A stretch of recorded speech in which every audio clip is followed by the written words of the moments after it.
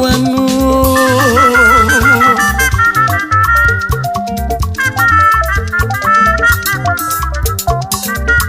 onye ọbụla zọba isi onwe ya nụ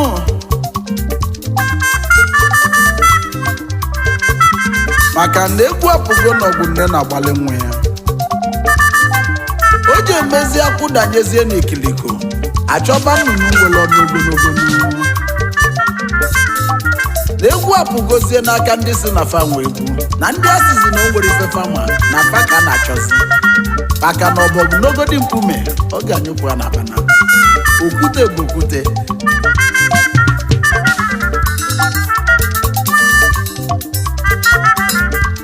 ife isi ike dị n'obodo anyị Naijiria nụ ka Chijioke na-ekwu nuo n'enu uwe nụ afroze ga-eji ego n'inu ego n'ọgwụ afroze nke na-ekwu maka ya nụ ndị na-enwero nne na nna nụ ezienụ na agụ na-egbusisi fanụ ndị na-enwere ọrụ nụ kedizi ebe fa ga-agbaje na Naijiria nụ ife isi ike akali ya n'enu ụwa donu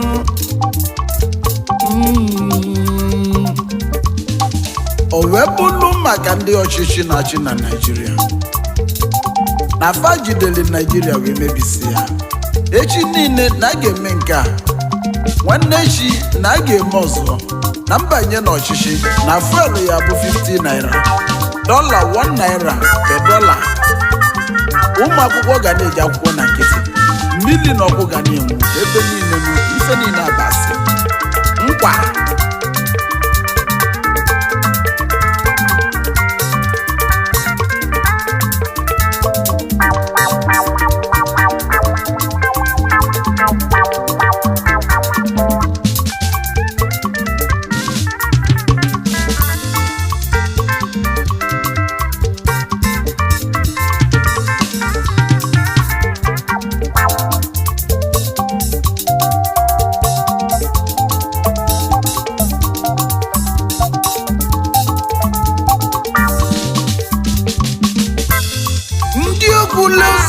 ọzọ na Naijiria donu na fa mebili obodo anyị nụ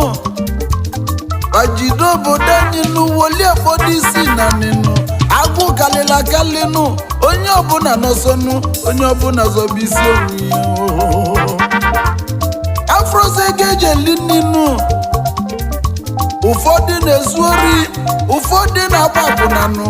maka enwere ọlụ nụ ebe yi ka anyị ga-agbaje nụ femebisigo obodo anyị nụ n'elu ụwa donu nkwubasị na Chijioke kwube nụ n'elu ụwa nụ ọ bụ onye kwesị okwu ofuo n'elu ụwa nụ ka ọ bụ onye kwesị apụta ka egbuenu unu emebizi n'obodo anyị nụ obodo Chukwu kele ịchọ ya mmanụ Chukwu nyela anyị ife niile nụ o nyela anyị mmanụ nụ o nyela anyị goldu nụ o nyela anyị ife ejenjeli ndụ aka nụ ndị ọchịchị anyị fajideli emebisi ya nụ onye ọbụla taba afụfụ nụ agụbata na Naijiria nụ onye ọbụla zọba isi onwe ya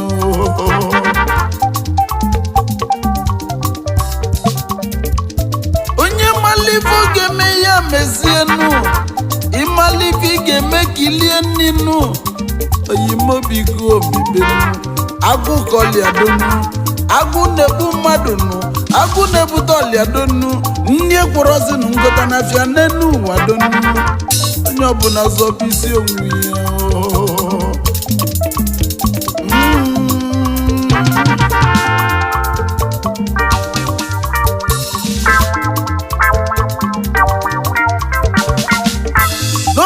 anybody no onye ọbụla zọba isi onwe ya onye ọbụla zọba isi onwe ya no gree for anybody no onye ọbụla zọba isi onwe ya nke na ụlọ si ike nụ onye ọbụla zọba isi onwe ya onye ọbụla zọba isi onwe ya ịna na zọba isi onwe ya onye magụ ga-egbu inu onye ọbụla zọba isi onwe ya nke na ụlọ si ike nụ onye ọbụla zọba isi onwe ya onye na ụlọ deli n'enu ụwa unu eji ekwube na ndị ọchịchị na ndị ọka na-eme na Naịjirịa mpụ naghị ya karịa ịga ga-ebido obodo anyị ebuli ejebe obodo oyibo ụmụ Naịjirịa zọbisi onwe vanụ ụmụ Igbo zọba n'isi onwe unu onye ọbụla zọbisi onwe ya anyị ga-anọzi na mmiri nụ ka nchapasị na anyị n'anya nụ onye ọbụla jisi ike n'iko na nụ na nke bụ agụ ụka na-abịa anyị jisi ike nụ anyị na-enye dị na nwanyị afọ n'oge ife n'ebe ọ dị onye ọbụla zọbisi onwe ya.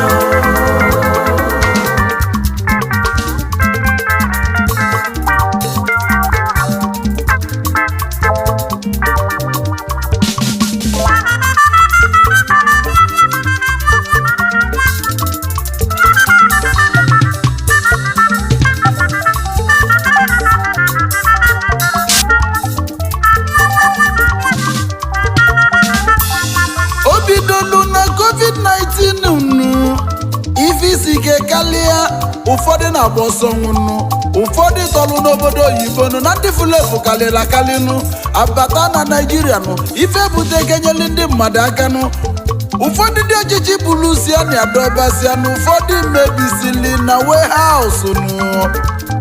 agwụ kalịli n'obodo anyị nụ anyị si na COVID-19 pụta nụ cashless policy bịa nụ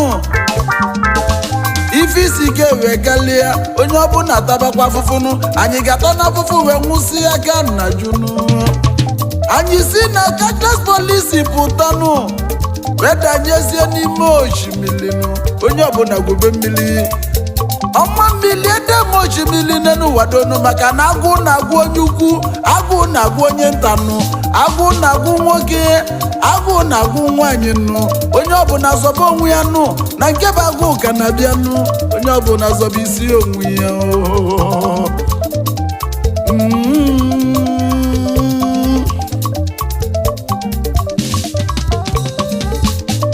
mana erinjipụta ụwa ka m na-anụzinụ na Naịjirịa ga-adị mma na Naịjirịa ga-adị mma ụbọchị Naịjirịa na-aka njọ mana ebe nsogbu a si wee bido bụ religion and tribalism na ebe a kafa si wee bute katakata na Naịjirịa nwanne maazị nwanne ya mana famasi na anụ na-eli onye ụsọ onye nọ n'etiti ananwụle na nọ mmazi na olisi onye ụsọ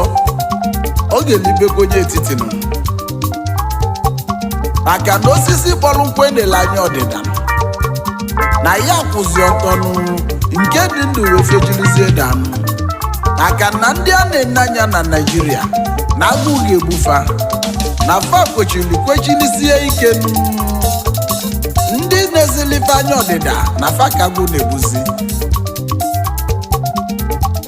Chukwu gozili ndị Igbo nụ Chukwu nyere anyị ife niile nụ ife si ike n'obodo anyị nụ ụmụ Igbo ga-ekwechili nụ emechi ụzọ anyị efe n'enu emechi enu anyị esi mmiri emechie mmiri ụmụ Igbo aghọla ikuku na Chukwu gozili anyị agọzi nụ anyị ba na-ebu achala na-etonu ya ka Igbo ji kalịsịa nụ anyị achọrọ nsogbu nnu ebe anyị nọ na anyị na-emepianụ wee na-enyeli ndụ anyị aka nụ ụmụ Igbo na anyị ga-adị ike echi echi adagwagwu mana onye ọbụla zọba isi onwe ya na Naịjirịa nụ ka anyị kpokọta onwe anyị ọnụnụ wole ofu ọnụ wee na-ekwunu wole ofu obi bilie oke Igbo kwechili onye ọbụla zọba isi onwe ya ngwa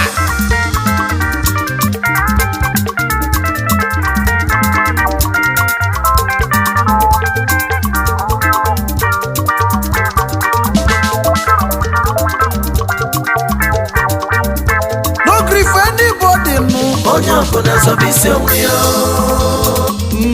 onye ọbụla zọba isi onwe ya onye ọbụla zọba isi onwe ya na Naịjirịa ụmụ Igbo jisi n'ike nụ Chukwu gozili na gozili anyị nwere ife niile nụ ife ji enyere isi aka nụ anyị bụ nwanne nwere nne na ọbụla zọbisi onwe ya. na n'ebe a na-adụ nwa nweli nnọdụ Onye nwanne ọbụla nwere nne na zọbisi onwe mụtife ya. anyị mụtabe kalịsịa ndị Onye nweli ọbụla nne zọbisi onwe ya. Chukwu bụ nwanne onye na-enwere Onye nwanne ọbụla zọbisi n'ụwa onwe ya. ụmụ Igbo Chukwu bụ nwanne anyị Onye n'elu ọbụla ụwa zọbisi onwe ya. Igbo na chi gọziri anyị Onye ọbụla zọbisi onwe ya. Onye ọbụla zọbisi onwe ya. anyị adahụ mmiri mụbọ Onye ọbụla zọbisi onwe ya. Igbo na anyị kwechizili ekwechili Onye ọbụla zọbisi onwe ya. ike na Chukwu bụ anyị n'azụ Onye ọbụla zọbisi onwe ya. Onye ọbụla zọbisi onwe ya. anyị bụ enyi onenu Onye ọbụla zọbisi onwe ya. Onye ọbụla zọbisi onwe ya. ọyọ Onye ọbụla zọbisi onwe ya. Onye ọbụla zọbisi onwe ya. obife n'ibodi Onye ọbụla zọbisi onwe ya. obife n'ibodi Onye ọbụla zọbisi onwe ya.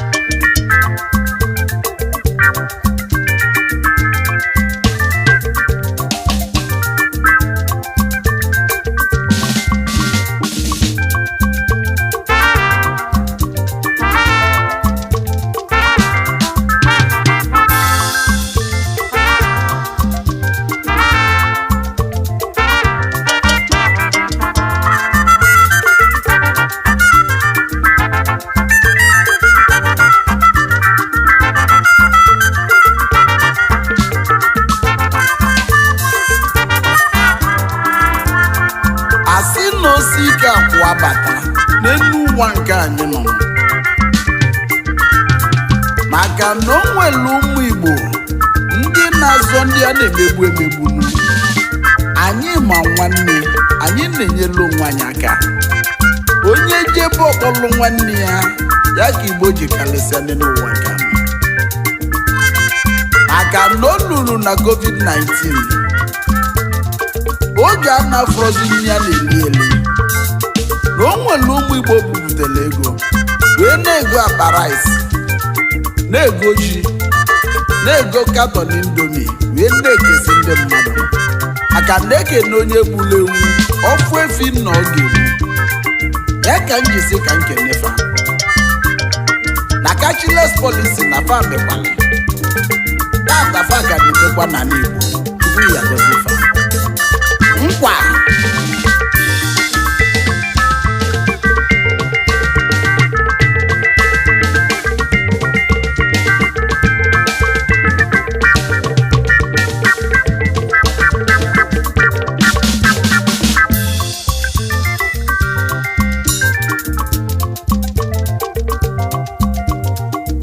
ka ikene ndị na-eme ọgọ ndị onye jide onye nwanne ya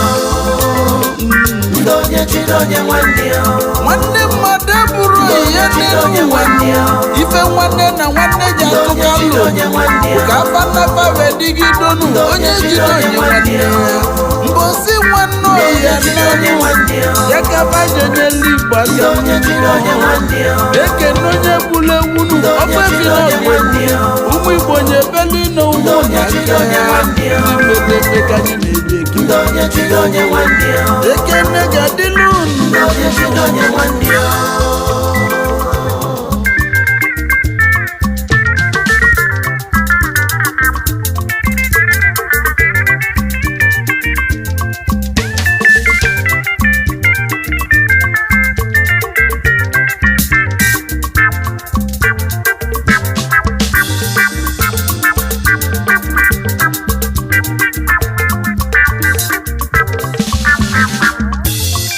anyị wee kedebe ndị na-emesie ike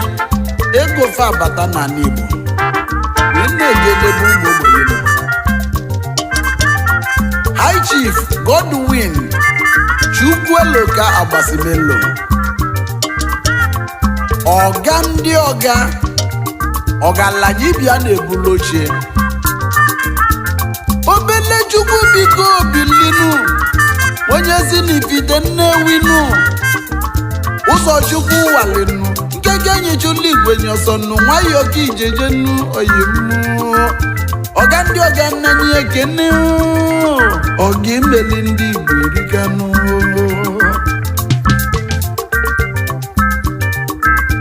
Ji Victor Nwalibe Akụnụ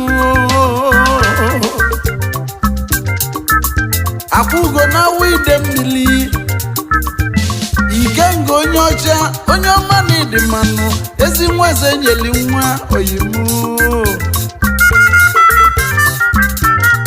Director VCN Sports International Limited na Harvester Hotel and Suites, onye ọma gaba n'iru ọga imeli ndị Igbo ka m na-enye ya ekele ma nke imeli na COVID-19 na nke imeli na cashless policy. Onye ọcha na ị ga-adị ka echi maka na echi ada ngwa ngwa.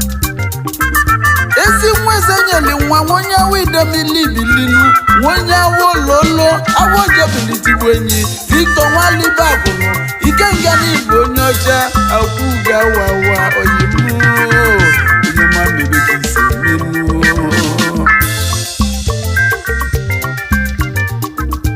Chief Monday Akunna bilinu ụkwachi n'akọ n'ọgba n'Ifite na nsa niile nu egbe eji eje ọgụnụ na AIA nu asaa na amarụlunu Ifite na nsa nu ya gọghị mụ na chi nnu ezi ụmụokolobịa n'ọsụnụ alụsị ego biko bilinu Chairman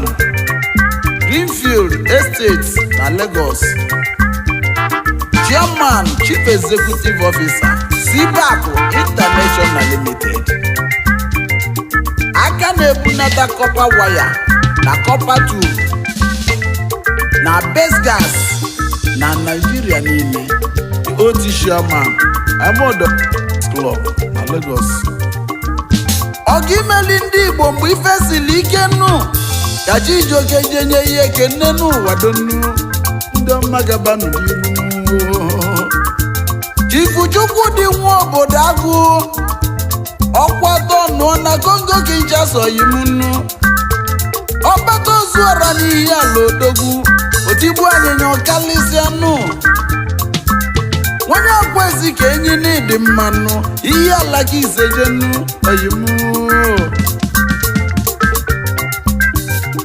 Ọ batakwalịgora n'eziokwu maka na ifo mbeli ndị Igbo na COVID-19 na cashless policy na ya ka m ga-ekwu maka ya. Ezi nwa obodo Agụ otigbu anyịnya nakwa ezikenyi ọkwa tọnụọ na Kongo Kinshasa, Director Life Givers Foundation, ndị ọlụlụ na-erika, ndị o bunyela barais na ndị ọ na-azụ n'akwụkwọ na ndị ọ na-akwụlụ ụgwọ n'ọgwụ ma ndị agadi nwoke na agadi nwanyị ọ na-akwụ ụgwọ nwa. Chukwudị nwa obodo Agụ ọ ga-adịrị ya mma. Ezi udo gburugburu na ndị na-eme ọgụ n'ọfa ka anyị na-ekwunu maka na nke famili ndị Igbo eriganụ. Dezienu Chief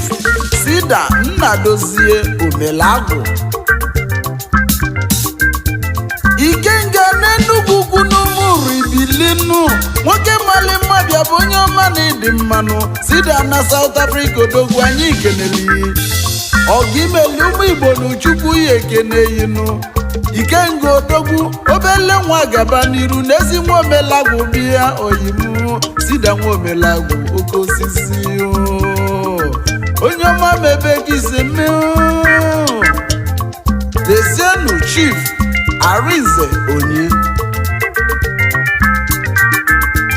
Akụbeze na South Korea bilinu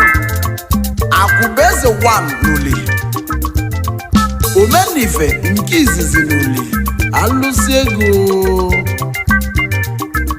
onye ọma mebe gị iseme na ndị nyela aka kalịla akali n'Odogwu gaba n'iru n'enu ụwa yinu Akụbeze na anyị ikeneli ezi nwunye bilinu n'enu ụwa nụ Chairman Chief Executive Officer Akụbeze Executive Bar na Bega Lagos CEO Lotte Max Limited onye ọma gaba n'iru gị na-edozi akwụghị Lọlọ Chibuliem Betra Onye Ojuga na Waleze nwanyị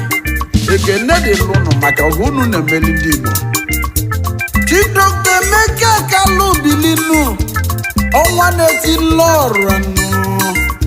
ọnwa tie ifadinu otisi ka ọbụla onwe oyokonu ọnwa na-eti kolokolo bilinu Dr. Emeka Kalu alụsị ego n'ịdị mmanụ onye bende bịa bende ka ise jenu na-abịa ka isi pụtanụ onye ọma bi n'obodo oyibonu icheokwu na nọnụ ugbenye na-azụ na fianụ ezi nwa Kalu bilinu Odogwu ọgimeli ndị Igbo erika n'ụwa aka anyị jenye ihe kenenu ọnwa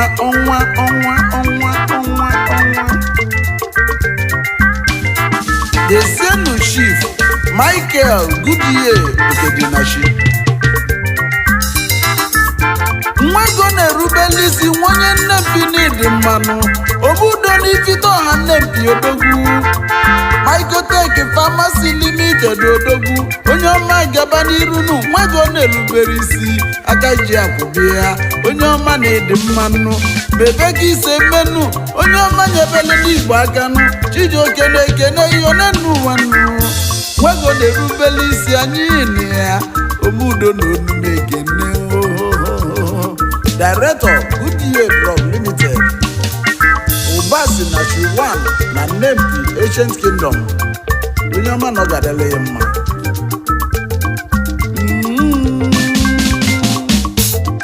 Desienu Chief Sabinus Agbotu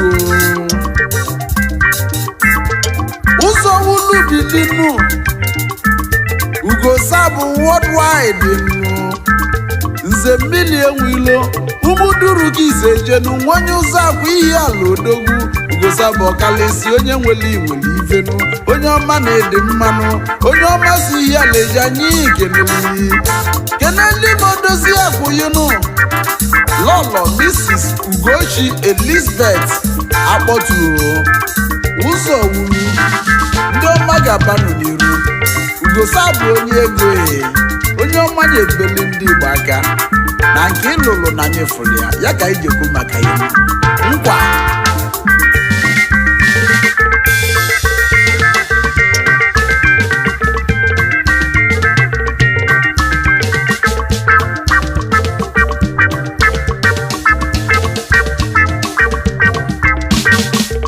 ka ekene ndị na-eme ọgụ